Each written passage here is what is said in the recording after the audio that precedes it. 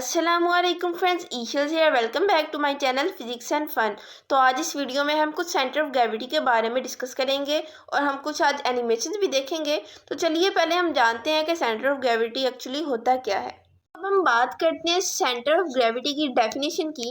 Definition ये कहती है कि ऐसा एक imaginary point where the whole weight of the object is concentrated is called centre of gravity. यानी वो पॉइंट जहाँ पे पूरी बॉडी का वेट जो है वो एक्ट कर रहा होता है, वहाँ पे सारी रिजल्टेंट फोर्स एक्ट कर रही होती है, उस पॉइंट को हम कहते हैं सेंटर ऑफ ग्रेविटी। अब हम बात करते हैं कुछ स्पेसिफिक शेप्स और कुछ ज्योमेट्रिकल शेप्स का सेंटर ऑफ मास। तो अब आपके सामने एक स्क्वायर है, इसका सेंटर ऑफ मास इस पॉइंट पर है। इजीली हम इसके सेंटर ऑफ मास भी फाइंड कर सकते हैं। उसके बाद आपके पास एक सर्कल है, उसका भी सेंटर ऑफ मास हम इजीली फाइंड कर सकते हैं। उसके बाद आपके पास एक ट्रायंगल है, एक रेक्टेंगल है। इन ज्योमेट्रिकल शेप्स का तो हम इजीली फाइंड कर सकते हैं सेंटर ऑफ मास, लेकिन इरेगुलर शेप्स का भी सेंटर ऑफ मास हम इजीली फाइंड नहीं कर सकते। लेकिन सवाल ये है कि क्या इरेगुलर शेप्स का भी कोई सेंटर ऑफ मास होता है, क्या इन शेप्स का भी कोई सेंटर ऑफ ग्रेविटी होता है, क्या इनको स्टेबल किया जा सकता है या नहीं। तो इसका आंसर है यस। तो हम इरेगुलर शेप्स को स्टेबल कर सकते हैं, इजीली स्टेबल कर सकते हैं। हम जानते हैं, जैसे मैंने आपको पहले बताया, कि हर चीज़, मैटर, ऑब्जेक्ट, एवरीथिंग, हर चीज़ का एक सेंटर ऑफ मास होता है, हर चीज़ का एक सेंटर ऑफ ग्रेविटी होता है।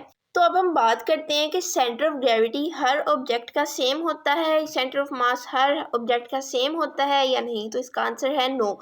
हर ऑब्जेक्ट का सेंटर ऑफ मास सेम नहीं होता। सेंटर ऑफ ग्रेविटी या सेंटर ऑफ मास बॉडी के उस साइड पे शिफ्ट हो जाता है जहाँ पे मास ज़्यादा है।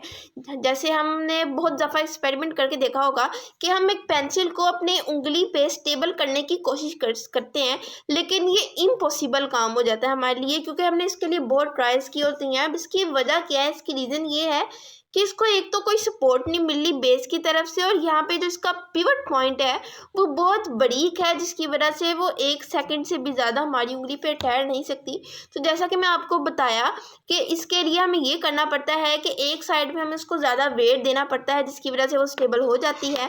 तो अब आपके सामने एक पिक्चर है जिसमें दिखाया जा रहा है कि पेंसिल का पिवट पॉइंट ये है, ठीक है। और अब उसके बाद एक आपके सामने एक पिक्चर है जिसमें वो स्टेबल करके दिखा रहा है आपको, और उसने क्या किया हुआ है कि पेंसिल के एक साइड पे ज़्यादा वेट लगा दिया है और एक साइड पे कम वेट लगा दिया है।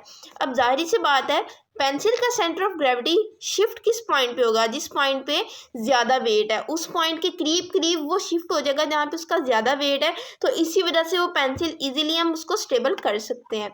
उसके बाद सेंटर ऑफ ग्रेविटी हर चीज़ का होता है, मैंने आपको बताया था। इस तरह का आपके सामने एक कोका कोला की एक कैन है जो कि एक खाली है।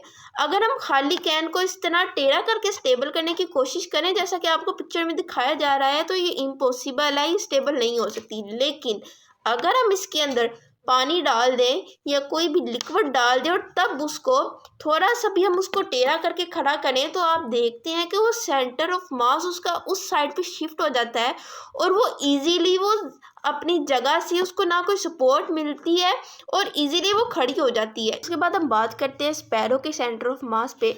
तो जी हाँ, स्पैरो के सेंटर ऑफ मास भी होता है। स्पैरो का सेंटर ऑफ मास उसकी बीक के बिल्कुल लोअर वाले एंड पे होता है, जिस तरह कि मैं आपको इस तस्वीर में दिखाऊं कि आप इस तस्वीर में देख सकते हैं कि स्पैरो का जो सेंटर ऑफ मास है वो उसकी बीक के बिल्कुल नीचे वाली साइड पे है। वीडियो पसंद आई हो तो वीडियो को लाइक कीजिएगा, चैनल सब्सक्राइब करके बेल आइकन दबा दीजिएगा ताकि मेरी हर आने वाली वीडियो सबसे पहले आप तक पहुँचे। अल्लाह हाफिज़।